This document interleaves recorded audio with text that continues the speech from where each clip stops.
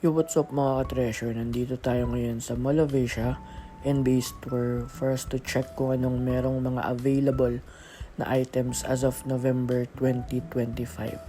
So, chinek ko na yung mga items para kung pupunta kayo, alam nyo na agad kung nandito ba yung gusto nyong makita or mabili. Para hindi na rin kayo magsayang ng pamasahe. Anyway, so ito yung stocks nila ngayon. Different jersey from different players. And at the same time, meron silang kokonting line of shoes.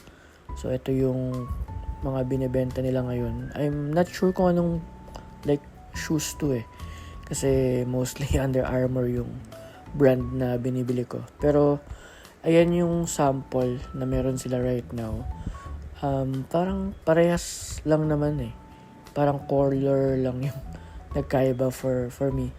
Pero, again, I'm not sure kasi hindi ko siya forte More on Under Armour nga yung aking binibili. Pero, this is one of the hot items as of the stuff. And medyo cool naman siya tignan. Tignan yung color niya, diba?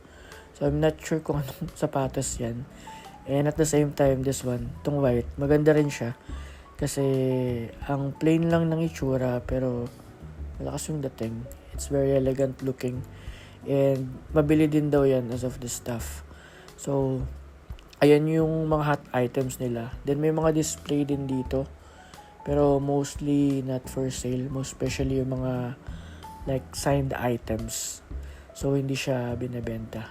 So, anyway, yun lang naman yung laman netong NBA store. Hindi naman siya ganun kalakihan. And this is for November. So, na-share ko lang. Peace.